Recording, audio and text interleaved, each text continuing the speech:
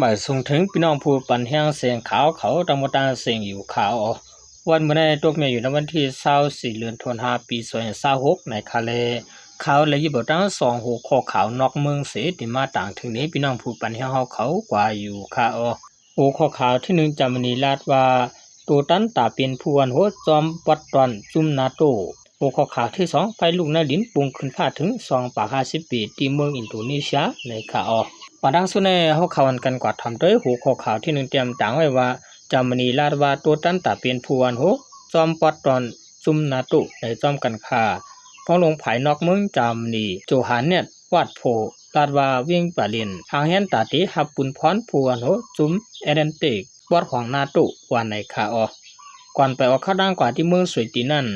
โจหานเน็ตลาดว่าเยื่องานเขาคัดเตตาที่ตังลองเจ็บเพปูนพรมาอันนี้ปันนำกัดไปมักมีเลการซึกเมืองจามนีและเมืองยุโรปไหนดูนั้นลาดว่าจามนีคาเงินอันใดใจตึกตาการเก็ดเคหาวักในทีพีทีมันนั่นเตรียมทวนไว้เสียเขานำกัดการเก็ดเคขึ้นเยอะเมื่อสูงว่าไหนคาจุ่มนาโตเฮียงอย่าเลือเก่าอันมีปูนพรอย่าเลือตายุโรปตาตีเฮ็ดไรซึ่งไหนหลูไลมีลองโฮมือภายเก็ดเคอันลึกลำเลือเก่าเลยลองโฮมหอมนำกัดการไปมักมีเฮาคาว่าไหนจึงเมืองภูเขาจุ่มนาโตเขาเลยใจกันตีปางกลุ่มลงนาโตปี2025นั้นว่าตีใจตึงเงิน GDP 3.5 วักตาการเก็ดเคเลเที่ยง 1.5 วัก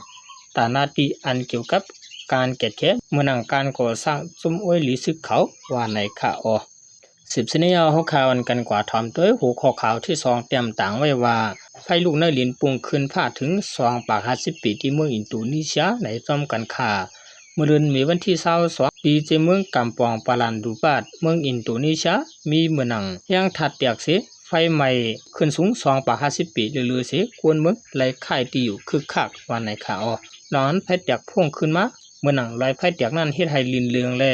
หมากหินตกลงกว่าเตอร์เสือเฮือนเยอันมีหิมความนั่นสีเฮือนเย3 หลังลู่เลียวกว่าแลคนเมือง52ก็ไหลค่ายติวตันเศร้าไว้เจ้าหน้าที่เขาลัดว่าย้อนปืนข้าวแห้งห้ามนำเนยลินแลจังไรคุดนำตะลินเสเปลี่ยนมาซึ่งไหน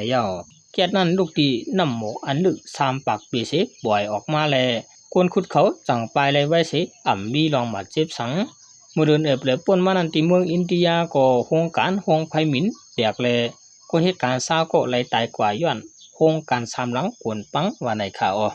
ลองอันมีปิวไฟลุกขึ้นมาในก็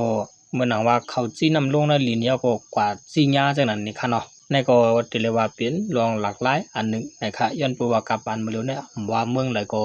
เดียวกันจะนำในลินนั้นนำขึ้นมาเตะในค่ะ